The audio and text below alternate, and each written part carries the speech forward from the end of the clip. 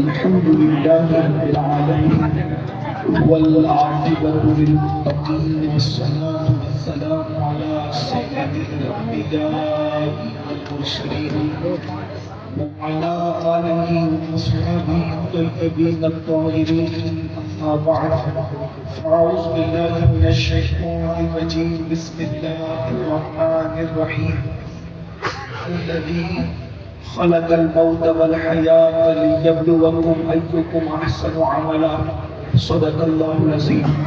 اوصي منی بے سرو سہاں مددی قبلے مدد الکعبین مدد انتظار کرم تسک منی عینگا خدا جو خدا بین و خدا دا مددی وگردہ بے بلا خدا کشتی ضعیفان و شکشدارا تو کشتی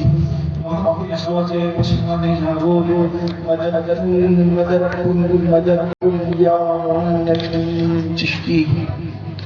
انتہائی احترام و عقیدت کے ساتھ اپنے اور ساری کائنات کے مرکز عقیدت سے بے قلم درد مندان غریبوں کے مسلم فقیر شہر یار ارم تاجدار علم و بہار شمال شبی اسرا کی دنیا روشن نظم جنت دانائے سکل مولائے کل خلق الرسل سارے خدا سیدان دامت وجہ کن فقا در اللہ المقنون سر اللہ المخزون عالم ما کان وما یکون ابو انبیاء جانودی اسفیاء مطلع سعادت وقت ہر سیادت خلاصہ کائنات فخر موجودات حضور نبی مجتبی محمد مصطفیٰ ارواحنا فدا صلی اللہ تعالی علیہ وآلہ وصحبہ مبارک وسلم کی بارگاہ بے کس پناہ میں جس طریقے سے پڑھا سب مل کر بلند آواز سے پڑھ لیں.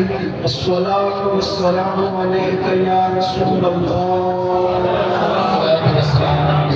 الصلاۃ والسلام علیک یا نبی اللہ، الصلاۃ والسلام علیک یا حبیب اللہ وعلی وَأَصْحَابِكَ يَا نُورَ اللَّهِ صلی اللہ تعالی علیہ وسلم. دن لہو میں کھونا تجھے شب صبح تک سونا تجھے، دن لہو میں کھونا تجھے شب صبح تک سونا تجھے. شرم نبی خوف خدا یہ بھی نہیں وہ بھی نہیں، رزق خدا کھایا کیا فرمان حق تالا کیا، رزق خدا کھایا کیا فرمان حق تالا کیا. شکر کرم پر سے سزا یہ بھی نہیں وہ بھی نہیں، اور ڈر تھا کہ عصیاں کی سزا اب ہوگی یا روز جزا. ڈر تھا کہ عصیاں کی سزا اب ہوگی یا روز جزا. دی ان کی رحمت نے صدا یہ بھی نہیں وہ بھی نہیں. آج کی یہ محفل اصلاح عقائد و اعمال کے حوالے سے انعقاد پذیر ہے، ساتھ ہی ساتھ 3 بچوں کی دستار حفظ ہے. اللہ تبارک و تعالی ادارے کو دن 11ویں رات 12ویں ترقی عطا فرمائے. ہماری اور آپ کی حاضری کو اللہ تبارک و تعالی شرف قبولیت عطا فرمائے. علماء کرام کی اور اساتذہ کی اور کارکنان کی محنتوں کو اللہ تعالی قبول فرما کر ہم سب کے لیے آخرت میں نجات کا ذریعہ بنائے. اس سے بیشتر ہمارے بھائی عزیز القدر خطیب اہل سنت حضرت مولانا صادق رضوی صاحب، ان سے بیشتر مفتی صاحب اور بھی دیگر حضرات نے اپنے خطابات، اپنے کلام اور اپنی اپنی کارکردگی کو پیش کیا. اللہ تعالیٰ سب کی خدمات قبول کرے. وقت زیادہ ہوا ہے، تھوڑا سا ٹائم اب ہمارے پاس ہے. مختصر سے وقت میں کوئی تقریر کرنے کی بجائے صرف دل کا درد آپ لوگوں کے دلوں کے دروازے پہ منتقل کرنا چاہتا ہوں. اللہ پاک کی بارگاہ میں دعا ہے کہ آیہ کریمہ کے جس حصے کی تلاوت کی ہے اس کے متعلق مجھے حق کہنے اور آپ سب کو حق سن کر اس پر عمل کرنے اور اسے عام کرنے کی توفیق عطا فرمائے۔ اللہ تعالیٰ نے دنیا کیوں بنایا؟ دنیا بنانے کا مقصد کیا ہے؟ اور جب بنایا تو پھر دنیا کو وہ فنا کیوں کرے گا؟ اس نے یہ اعلان کر دیا ہے کل من علیہا فان ویبقی وجہ ربک ذو الجلال والاکرام کہ اللہ کے سوا سب فنا ہو جائیں گے۔ اللہ نے کائنات بنائی، کتنی عظیم کائنات ہے۔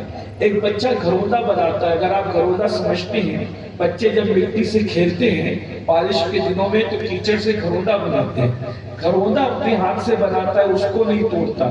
تو اللہ تبارک و تعالیٰ نے اتنی بڑی مخلوق بنائی، اتنی خوبصورت مخلوق، اتنی حسین مخلوق، چار چار قسمیں اٹھا کر جس کے حسن کو بیان کیا، والتین والزیتون وطور سینین وہذا البلد الامین۔ اللہ اکبر۔ تفسیری ترجمے کی طرف اگر جائیں تو مفہوم یہ بنتا ہے ولادت گاہ ابراہیم کی قسم، ولادت گاہ موسیٰ کی قسم، ولادت گاہ عیسیٰ کی قسم، ولادت گاہ محمد رسول اللہ کی قسم۔ لقد خلقنا الانسان فی احسن تقویم، ہم نے انسان کو بہت اچھی شکل پر پیدا کیا، بہت اچھی صورت پر پیدا کیا، انسان کو حسین و جمیل بنایا۔ لیکن ایک بات سوچنے کی ہے، اتنی خوبصورت دنیا ہے، شفق کا جمال دعوت نظارہ دے رہا ہے، افق کی سرخیاں کسی حسین و جمیل کی بلکہ کسی ماجبین کی لالا روی کی یاد روزانہ تازہ کرتی ہے۔ روزانہ پھول گلستہ میں کھلتے ہیں اور کسی محبوب کے تبسم کو ہمیں یاد دلاتے ہیں۔ یہ اتنا حسین و جمیل چاند ہے، یہ اتنا خوبصورت سورج ہے، یہ بھوروں کی آواز ہے، یہ کمرو کی آواز ہے، یہ بلبل کی آواز ہے، اللہ اکبر، چڑیوں کی چہک ہے، روزانہ نسیم سحر چلتی ہے، اللہ اکبر، رات اپنی سیاہ زلفوں کو بکھیرتی ہے۔ کتنی خوبصورت ہے دنیا۔ یہ دنیا کی دل فریبیاں ہی تو ہے کہ انسان دنیا میں آ کر ہمیشہ کے لیے دنیا کا ہو کر رہ گیا۔ کوئی دنیا میں آ کر اب دنیا سے جانا نہیں چاہتا، دنیا سے اتنا دل لگ گیا ہے۔ کتنا فریب ہے دنیا کا، دنیا کتنی مکار ہے، دنیا کتنی فریبی ہے کہ دنیا کا فریب انسان کو خدا کو بھلا چکا ہے، انسان خدا فراموش ہو چکا ہے۔ لیکن انسان کو سوچنا چاہیے تھا جب دنیا اتنی حسن والی ہے تو اس کے بنانے والے کے حسن کا عالم کیا ہوگا؟ دنیا اتنی جمال والی ہے تو اللہ اکبر، اس کے بنانے والے کے جمال کا عالم کیا ہوگا؟ ذرا غور تو کریں، جو روزانہ شفق کے گالوں پر سرخی پیدا کرتا ہے اس کے حسن کا عالم کیا ہوگا؟ اللہ اکبر، جس کی فانی دنیا کے حسن کا عالم یہ ہے اس کی باقی جنت کا عالم کیا ہوگا؟ اس کی باقی آخرت کا عالم کیا ہوگا؟ مگر ہائے رے شیطان کی مکاریاں، ہائے رے نفس کی فریبیاں، انسان اسی میں ڈوب کر کے رہ گیا ہے۔ یاد رکھنا، دنیا کی دوسری قومیں اگر دنیا میں ڈوب کر رہ جائیں تو ہمیں افسوس نہیں ہوتا، اس لیے کہ ان کے پاس کوئی رسول اللہ جیسا نبی نہیں ہے، قرآن جیسی زندہ کتاب نہیں ہے، خدا وحدہ لا شریک جیسے زندہ خدا حج و قیوم کا تصور نہیں ہے۔ اللہ نے دنیا کیوں پیدا کیا؟ یہ صوفیہ، حکمہ، علماء، دانشوروں نے بہت تفصیل سے بیان کیا۔ یہ وقت آپ فلسفیانہ گفتگو کا نہیں، لیکن دو جملوں کے اندر اگر دنیا کی پیدائش کی حکمت بیان کی جائے تو یہ کہا جا سکتا ہے دنیا کو اللہ نے چھانٹنے کے لیے بنایا ہے، اللہ نے دنیا کو چھٹائی کے لیے بنایا ہے، اس لیے کہ دنیا میں دو ہی طبقے ہیں، دنیا میں دو طبقے ہیں۔ آپ سارے مکاتب فکر، سارے مذہبوں کو سمیٹ لیں تو دنیا میں دو طبقے بنتے ہیں، ایک جنتی، ایک جہنمی۔ قرآن کہتا ہے ان الابرار لفی نعیم وان الفجار لفی جحیم، وفاداروں کے لیے جنت ہے، غداروں کے لیے جہنم ہے۔ دنیا کے اندر دو ہی لوگ ہیں۔ میرے آقا علیہ الصلوۃ والتسلیم کے پیارے دیوانوں، میں نے نیکوں کو وفادار اس لیے کہا کہ جو نیک ہوتا ہے وہی وفادار ہوتا ہے، اور فساق کو غدار اس لیے کہا کہ اللہ اکبر، جو فاسق ہوگا وہی غدار ہوگا۔ اللہ اکبر۔ اب آپ مجھے بتائیں، اللہ نے چھٹائی کے لیے دنیا میں بنایا، اگر اللہ بغیر دنیا بنائے ہوئے، بغیر کربلا بپا کیے ہوئے یزید کو جہنم میں ڈالتا تو دنیا کہتی دیکھو، معاذ اللہ، کہنے والے تو کچھ بھی کہہ سکتے ہیں، لوگ کہتے دیکھو اللہ نے یزید کے ساتھ کیا سلوک کیا، اس بیچارے کو جہنم میں ڈال دیا، اور اللہ رب العزت بغیر کربلا کربلا بپا کیے، امام حسین کو جنتی جوانوں کا سردار بناتا تو معاذ اللہ لوگ بکواس کر سکتے تھے کہ نبی کے خاندان کے ہیں اس لیے یوں ہی ان کو مرتبہ دے دیا۔ تو قدرت نے دنیا بنا کر چھٹائی کا قانون رکھا، یزید شراب پیے گا اس کو خدا بے نقاب کرے گا، یزید زنا کرے گا اسے خدا بے نقاب کرے گا، یزید اللہ کی نافرمانی کرے گا، صحابی کا بیٹا ہو کر شریعت کو پیروں تلے موڑ دے گا تاکہ دنیا کے سامنے بے نقاب ہو جائے یزید اور اس کو جہنم میں ڈالا جائے، کسی کو اعتراض کی گنجائش نہ رہے۔ اور حسین 6 مہینے کا نانا بھی خدا کی محبت میں قربان کر دے گا، محبت میں قربان کر دے گا، اور جب جنتی جوانوں کے سردار بنائے جائیں گے تو کوئی یہ نہ کہے گا کہ رشتوں کی محبت میں مرتبے ملے، بلکہ پتا چلے گا قربانیاں ہی ایسی ہے، ایسے ہوتے ہیں محبت کے گھرانے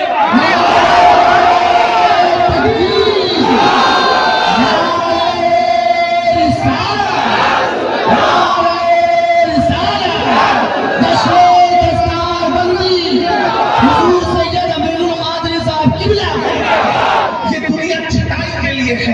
اللہ نے دنیا کو چھانٹنے کے لیے بنایا، اسی لیے اللہ ارشاد فرماتا ہے مقصد کو، دنیا کے بنانے کے مقصد کو، موت و حیات کے فلسفے کو ارشاد ہوتا ہے الذی خلق الموت والحیات لیبلوکم ایکم احسن عملا۔ ہم نے زندگی اور موت کو، بلکہ موت و زندگی کو اس لیے پیدا کیا ہے، ہم نے موت و زندگی کو اس لیے پیدا کیا ہے، زندگی اور موت کو اس لیے بنایا ہے تاکہ ہم جانچیں، ہم تمہیں آزمائیں کہ کون تھوڑی سی زندگی کو پا کر اچھا عمل کرتا ہے، عمل حسن نہیں بلکہ قرآن کہتا ہے احسن۔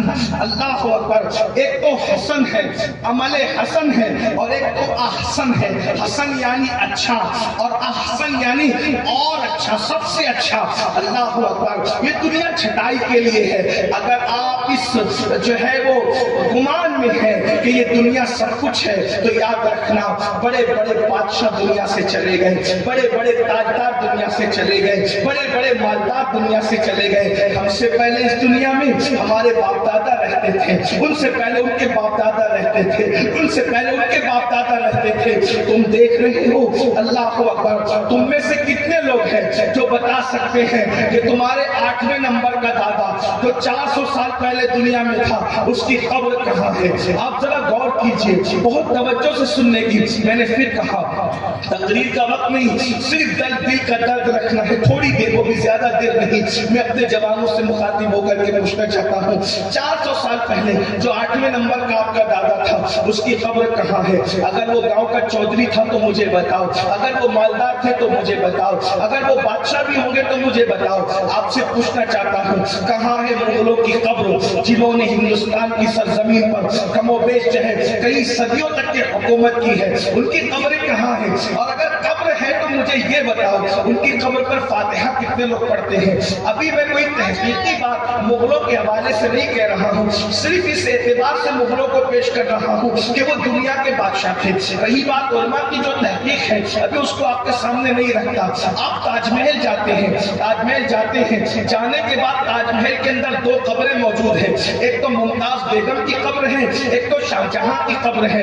آپ سے پوچھتا ہوں آپ بھی تاج محل کئی مرتبہ گئے ہوں گے، میں بھی 2 مرتبہ گیا ہوں، اس لیے کہ ہم لوگ تقیانوسی خیال کے لوگ نہیں ہیں، ہم تو سیر و تفریح کے عادی لوگ ہیں۔ اس کی وجہ یہ ہے اسلام جتنے انجوائے کی اجازت دیتا ہے اتنے انجوائے کی اجازت کوئی مذہب نہیں دیتا۔ لوگوں کے یہاں دھارمک بننا ہو تو نکاح نہ کرو، اور ہمارے یہاں دھارمک بننے کے لیے نکاح کی بڑی فضیلت ہے، نکاح مستقل عبادت ہے۔ اسی لیے ہمارے یہاں کوئی بڈھا سفید ریش بزرگ ریپ کیس میں جیل میں نظر نہیں آتا، کیونکہ ہمارے یہاں اللہ اکبر مذہبی ہونے کے لیے عورت سے دور ہونا ضروری نہیں ہے بلکہ زنا سے دور ہونا ضروری ہے۔ ہمارے یہاں دھرم یہ ہے، اللہ اکبر، ہمارے یہاں مذہبی بننے کے لیے نان ویج اور ویج کا کوئی کانسیپٹ نہیں ہے۔ ہمارے یہاں مذہبی بننے کے لیے خدا کو راضی کرنے کا تصور ضروری ہے۔ یاد رکھنا نکاح برا نہیں ہے، زنا برا ہے۔ اسلام نے کہا لوگوں کو بتانے کے لیے اور اس سے کیا رکتے ہو؟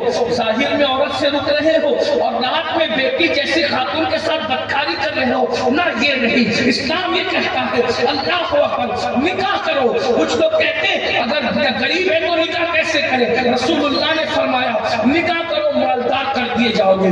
مالدار بننے کا آسان نسخہ ہے. نکاح کرو مالدار ہو جاؤ گے. دو چیزوں میں مالداری کی بشارت دی ہے.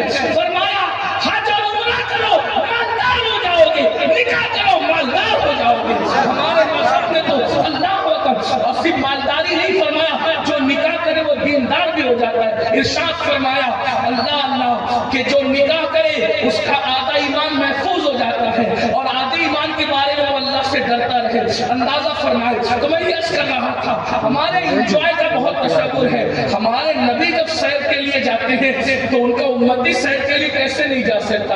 اللہ اکبر یہ ہمارا نبی ہے اور صرف ہمارا نبی ہے سیر کے لیے جاتا ہے. اور ایک بات بتاؤں کوئی سیر اتنے مختصر وقت میں نہیں کرتا جتنے مختصر سے وقت میں میرے محبوب نے سیر کی ہے.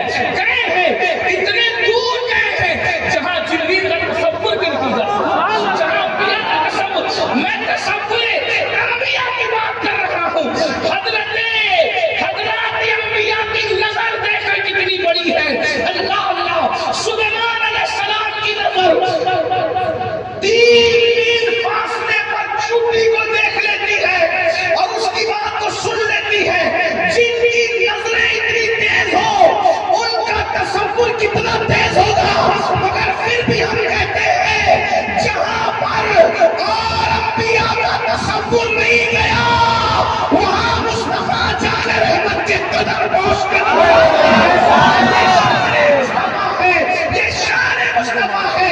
بلکہ سدرہ پہ رہنے والا جبریل جہاں اپنی سوچ نہیں لے جا سکتا وہاں مصطفیٰ جان رحمت جاتے ہیں. اور میرے امام اس فلسفے کو یوں سمجھاتے ہیں کہتے روح الامین کے بازو کہتے روح الامین کے بازو کہاں وہ دامن کہاں وہ پہلو رکاب چھوٹی امید ٹوٹی نگاہ حسرت کے ولولے تھے. وہی ہے اول وہی ہے آخر وہی ہے ظاہر وہی ہے باطن. اسی کے جلوے اسی سے ملنے اسی سے اس کی طرف تبارک اللہ شان تیری تجھی کو زیبا ہے بے نیازی. کہیں تو ہو جوش لن ترانی کہیں تقاضے وصال کے تھے.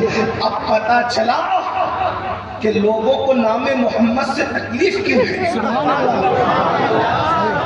کیونکہ ان جیسا قائد کسی کے پاس نہیں ہے. جس کی تجوری کے خزانے میں جو خزانہ موجود نہ ہو وہ اس سے جلے گا نہیں تو کیا کرے. مسلمانوں تم کیسے نصیب والے ہو. تمہیں نبی بھی ملا تو وہ نبی ملا جہاں جبریل کے پر تھک جاتے ہیں اس سے آگے تمہارے نبی جاتے ہیں. ہمارے نبی جاتے ہیں. اور میرے امام تو یہ کہتے سبحان اللہ باتیں تو حضرت موسیٰ سے بھی ہوئی اور باتیں ہمارے محبوب سے بھی ہوئی. لیکن موسیٰ سے جو باتیں کی جاتی ہے وہ پوری دنیا میں شور کر دیا جاتا ہے. وَمَا تِلْكَ بِيَمِينِكَ يَا مُوسَىٰ قَالَ هِيَ عَصَا. اور آخر میں سورہ طٰہٰ کی جو آیتیں ہیں صاف بتایا جا رہا ہے یہ پوچھا یہ جواب یہ پوچھا. لیکن محبوب سے جو باتیں کی وہ جبریل کو بھی نہ بتائی. اب میرا بریلی کا قلندر کس طریقے کی بات کرتا ہے ذرا اندازہ کریں. بریلی کا قلندر یوں گنگناتا ہے گنچ جو چٹکے تھے ماں اوہا دنا کے بعد. گنچ جو چٹکے تھے ماں اوہا دنا کے بعد میں بلبلے سدرہ تک اس کی بو سے بھی محرم نہیں.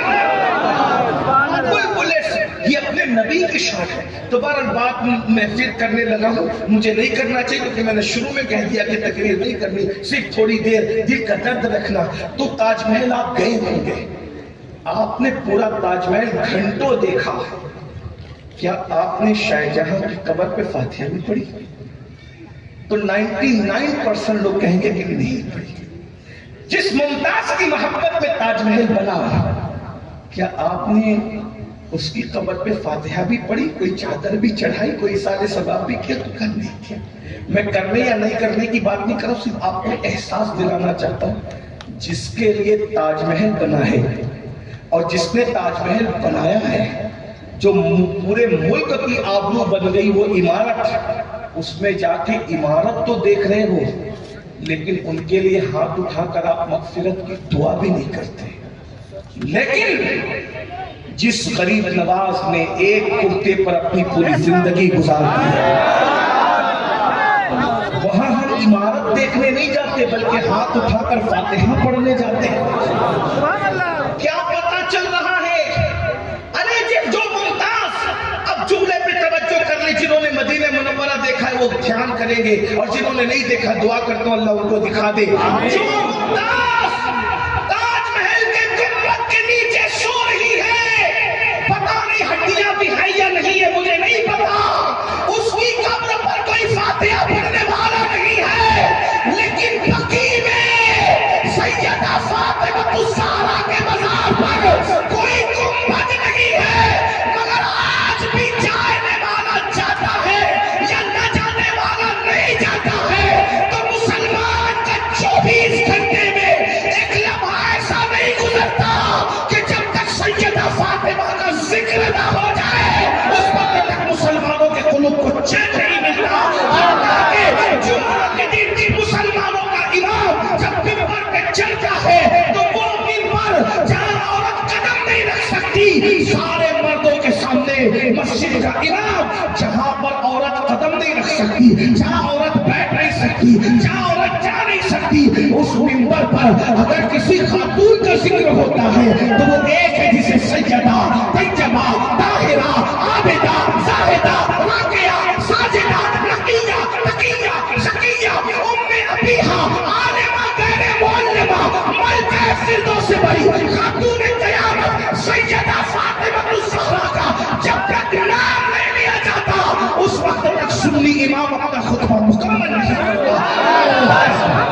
بتایا جا رہا ہے جو آخرت بھول جاتے ہیں گنبد کے نیچے سوئے تو بھی کوئی ان کی مغفرت کی دعا نہیں کرتا، اور جو آخرت کو یاد رکھتے ہیں فاقوں میں زندگی گزرتی ہے تو بھی ان کے نام پر ایسی محفلوں میں ہزاروں لوگ جمع ہوتے ہوئے نظر آتے ہیں. اصل زندگی دنیا کی نہیں ہے، اصل زندگی آخرت. والآخرت خیر و ابقا، آخرت دنیا سے بہتر ہے. کون کہہ رہا ہے؟ اللہ کہہ رہا ہے. اگر اللہ کی بات نہیں مانتے تو تم مسلمان کیسے؟ اور اللہ کی بات مانتے ہو تو تم یقین کیوں نہیں کرتے؟ اللہ کی بات مانتے ہو تو یقین کیوں نہیں کرتے کہ دنیا سے بہتر آخرت؟ جب دنیا میں اتنا اچھا لگتا ہے تو آخرت میں کتنا اچھا لگے گا.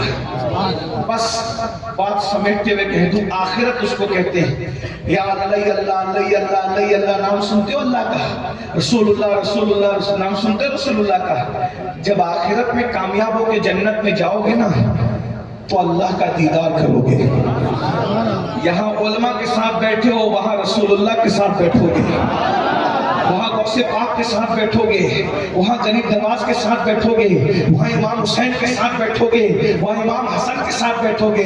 ارے مفتی صاحب کے ساتھ بیٹھنے میں اتنا مزہ آ رہا ہے تو امام اعظم کے ساتھ بیٹھنے میں کیا مزہ آئے گا؟ سیدوں کے ساتھ بیٹھنے میں اتنا مزہ آ رہا ہے، سید السادات مولا علی کے ساتھ بیٹھیں گے تو کیا مزہ آئے گا. لیکن یہ مزے کس کے لیے ہوں گے؟ جو جنت میں جائے گا اسی کے لیے. لیکن جنت میں کوئی نہیں، ہر کوئی نہیں جا سکتا. کنڈیشن ہے ان الابرار لفی نعیم وان الفجار لفی لہیم وان الفجار لفی جہیم، کہ جو وفادار ہیں نیک لوگ ہیں ان کے لیے جنت. دیکھو بھائی میں جلسے کے ناظم کی بات نہیں کر رہا ہوں، میں مقرر کی بات نہیں، میں اللہ کی بات کر رہا ہوں. آپ لوگوں میں سے بہت سارے کہنے نہیں مولانا اللہ رحیم ہے، اللہ کریم ہے، ستار ہے، غفار ہے، سب کو اٹھا کے جنت میں ڈالے گا. میں نے کہا دنیا بنائی اس لیے کہ اس نے سب کو جنت میں نہیں ڈالا، اس نے سب کو جنت، کیونکہ وہاں کسی کی نہ دادا گیری چلیے نہ بابا گیری چلیے. میں یہ بات 50 بار لوگوں کو کہہ چکا ہوں، قدرت اعلان کر چکی ہے کہ ہم نبی کے بیٹے کو جہنم میں ڈالیں گے.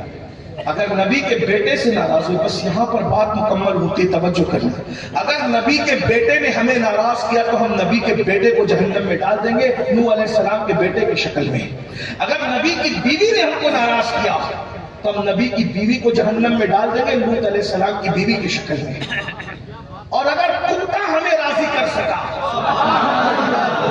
تو ہم کتے کو اٹھا کے جنت میں ڈال دیں گے، اصحاب کہف کے کتے کی شکل میں. تو پتہ چلا یہاں کتا ہونا اور انسان ہونے کی بات نہیں ہے، یہاں نبی کا بیٹا ہونا اور غیر نبی کا بیٹا ہونے کی بات نہیں ہے، یہاں اللہ کی رضا کی بات ہے.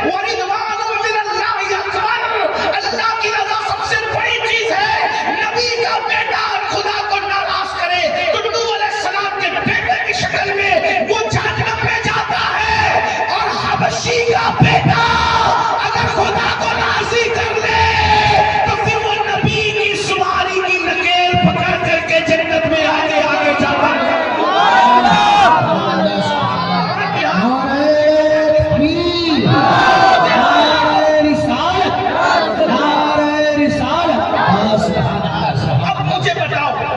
حبشی اور عربی میں کیا فرق ہے؟ یہاں عربی اور عجمی میں کیا فرق ہے؟ آپ مجھے بتائیں. یہاں تو خدا کی رضا کی بات. اب آپ سے پوچھتا ہوں, کیا ہم نے اللہ کو راضی کرنے کی کوشش کی؟ سب کے قریب ہونے کا شوق ہے, سب کے قریب ہونے کا شوق ہے, رب کے بھی قریب ہونے کا شوق ہے. ہم سب کے قریب جانا چاہتے ہیں. جلسوں میں مجھے کوئی شکایت نہیں, کوئی شکایت. میں جانتا ہوں میرے ساتھ جو بھی کرتے ہو محبت بھی کرتے ہو. مجھے شکایت, ابھی میں آ رہا تھا, میری پیٹھ پر اتنی تیز سے کسی بھائی نے ہاتھ مارا, لیکن اس نے مارا نہیں, اس مسافر کے چکر میں پیٹھ پہ لگ گیا. کبھی کوئی کپڑا پھاڑ دیتا ہے. ایک عزیز نے ایسا ناخن مارا کہ اس کو سال بھر سے زیادہ ہو گیا, لیکن نشان محبت اب تک باقی ہے.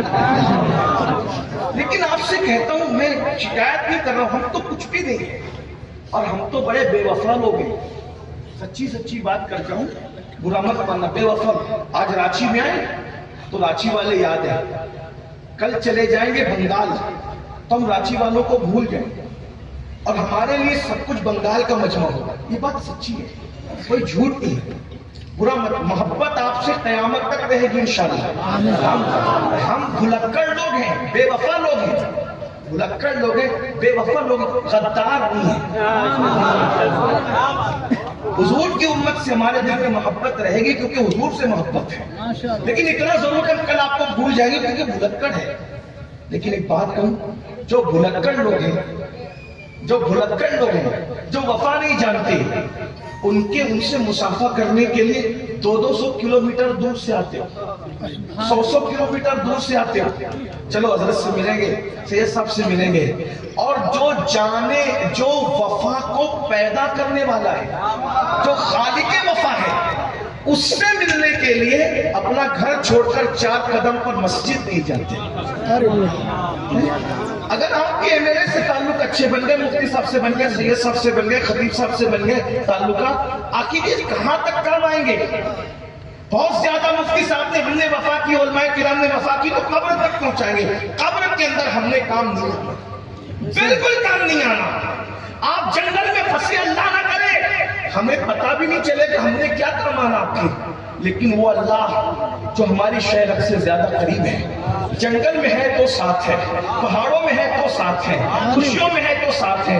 جہاں سایہ ساتھ چھوڑ دیتا ہے وہاں بھی خدا کی رحمت تمہارے ساتھ ساتھ ہے. ہوا معکم اینما کنتم, تم جہاں کہیں ہو اللہ تمہارے ساتھ ہے. ایک بات کہوں, مجھ سے کچھ مانگو گے تو میں آپ کے سامنے جو دینے کی حیثیت رکھتا ہوں بس وہی دے سکوں گا, اس سے زیادہ کچھ نہیں دے سکتا. لیکن ایک بات یاد رکھنا, میرا اللہ وہ ہے جو مانگو گے وہ عطا کرے گا. خود کہتا ہے ادعونی استجب لکم, مجھ سے مانگو, جو مانگو گے ہم تمہیں عطا کریں گے. اور کتنا قریب ہے, چلانے کی ضرورت نہیں, بھاگنے کی ضرورت نہیں. اللہ ارشاد فرماتا ہے نحن اقرب الیہ من حبل الورید. بس میرے جوانوں سے اتنا ہی کہنا چاہتا ہوں, روزی روٹی کے لیے ہمارے پاس آتے ہو, حضرت دعا کر دو. یقیناً دعا اللہ والوں سے کروانا چاہیے, بزرگوں سے کروانا چاہیے. یہ بزرگوں کا ہی طریقہ ہے, حضور علیہ السلام کا طریقہ, صحابہ کا طریقہ ہے کہ حضور علیہ السلام خود بھی اللہ اکبر لوگوں کو یہ ہدایت دیتے تھے کہ اس زبان سے اپنے لیے دعا کرواؤ جس زبان سے تم نے گناہ نہیں کیا. تو لوگ کہتے تھے وہ کیسے, وہ زبان کہاں سے لائے؟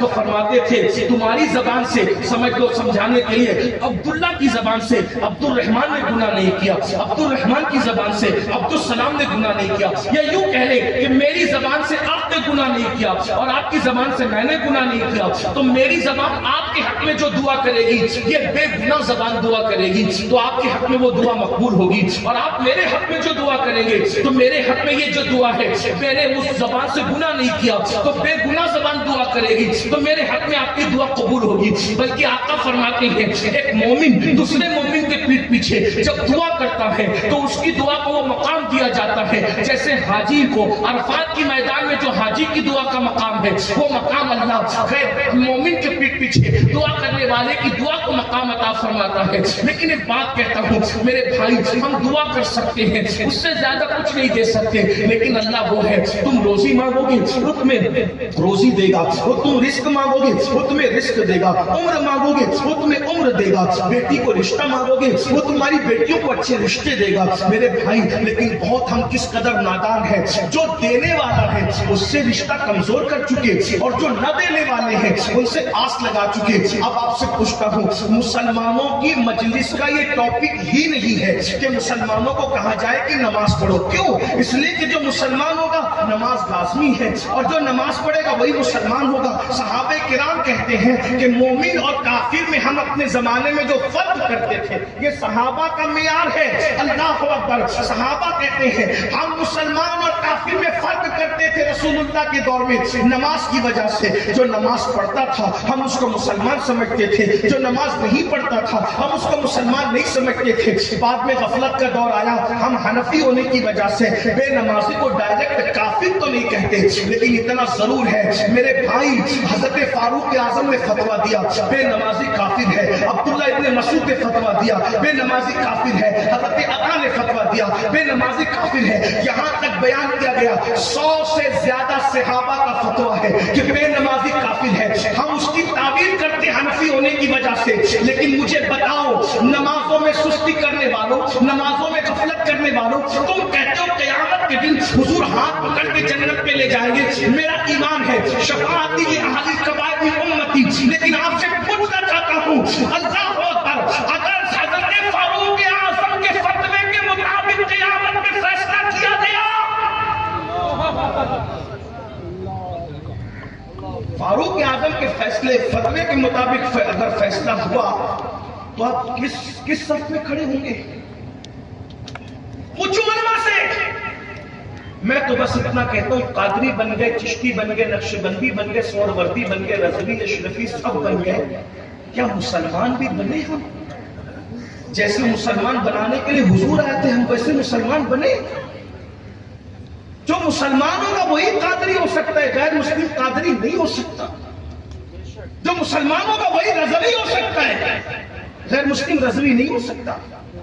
تو پہلے تو مسلمان بنو. اور اللہ کے رسول علیہ السلام فرما رہے, میں بے نمازی کو فکر و وضاحت کے ساتھ کافر نہیں مانتا, مگر اللہ کے رسول فرماتے جس کی نماز نہیں ہے اس کا کوئی دین نہیں,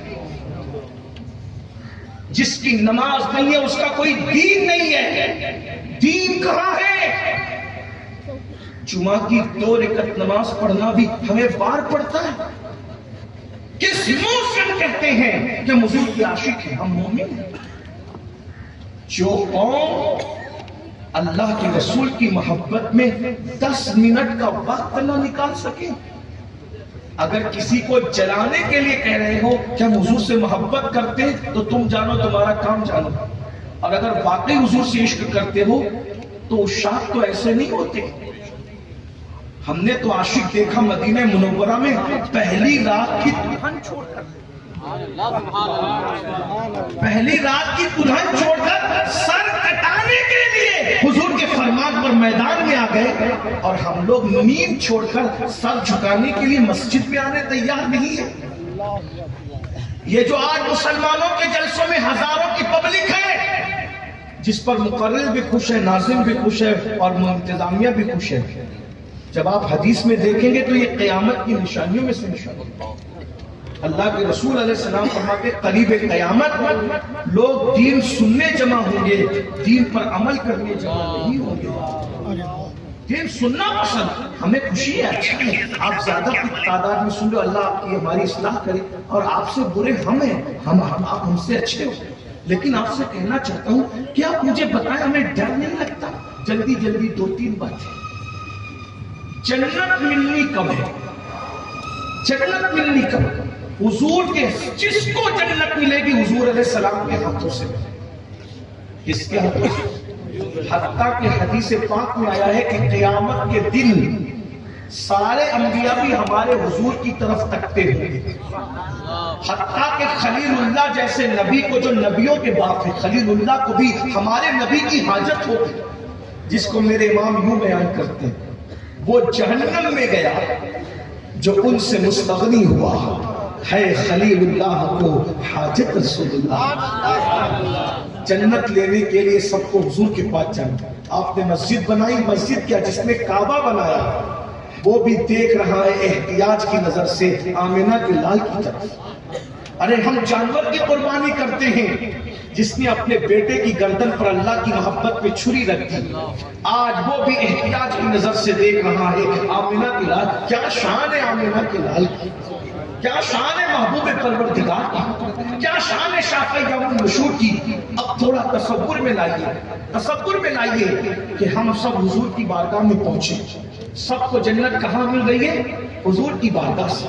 مالک جنت کے ہاتھوں سے جنت تقسیم ہو رہی ہے، واللہ یعطی انما انا قاسم، اللہ عطا کرتا ہے میں تقسیم کرتا ہوں۔ مالک جنت جنت بانٹ رہے ہیں، اب ہم اور آپ بھی گئے، تصور کرنا، ہاں بھائیو دھیان دینا، تصور میں میدان محشر لاؤ اور تھوڑی دیر کے لیے سوچو، 8 گھنٹہ کاروبار کے لیے محنت کرنے والوں، 10 گھنٹہ روپیوں کے لیے محنت کرنے والوں، مال کمانے کے لیے دلی، کلکتہ، ممبئی، حتیٰ کہ سعودی تک جانے والوں، میں منع نہیں کرتا، میرے مذہب نے منع نہیں کیا، میں نے کہا میرا مذہب جتنے انجوائے کی اجازت دیتا ہے کسی کا مذہب نہیں دیتا، جاؤ، لیکن اتنا ضرور کہتا ہوں، مال کے لیے دلی تک جانے والوں، اعمال کے لیے محلے کی مسجد تک کب آؤ گے؟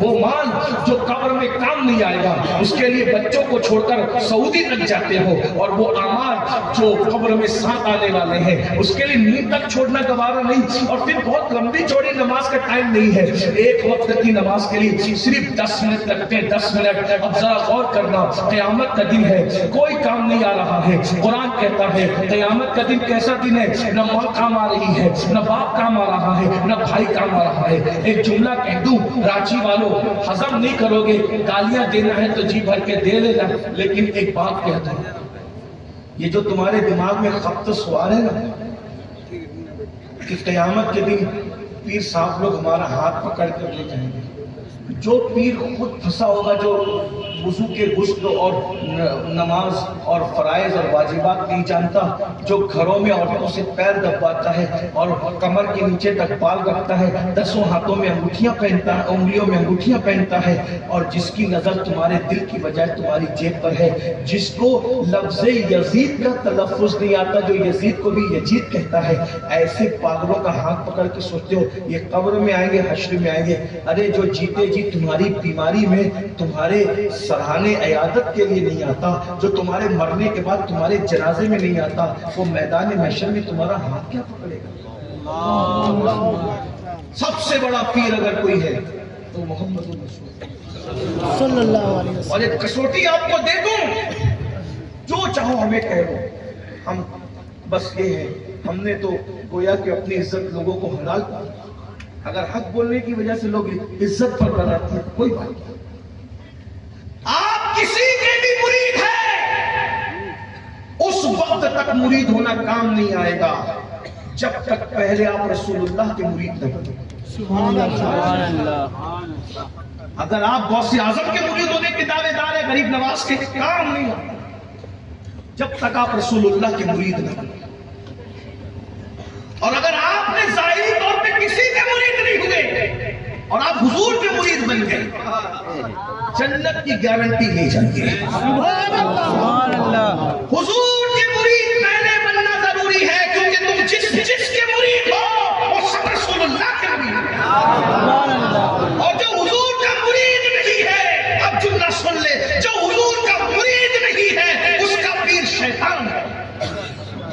جو حضور کا مرید ہو جائے پھر وہ پیرا والا ہے، اور جو حضور کا مرید نہ ہو تو وہ بے پیرا، اس کا پیر شیطان ہے۔ سب سے بڑے پیر حضور ہیں، اور حضور کا کوئی پیر نہیں، ہر پیر کا کوئی پیر ہے، حضور کا کوئی پیر نہیں ہے۔ حضور سب پیروں کے پیر ہے، غوث اعظم کا بھی کوئی پیر ہے، ابو سعید مخزومی کا بھی کوئی پیر ہے، ابو بکر شبلی کا بھی کوئی پیر ہے، جنید بغدادی کا بھی کوئی پیر ہے، سری سکتی کا بھی کوئی پیر ہے، امام ترکی کا بھی کوئی پیر ہے، امام علی رضا کا بھی کوئی پیر ہے، امام جعفر صادق کا بھی کوئی پیر ہے، امام موسیٰ کاظم کا بھی کوئی پیر ہے،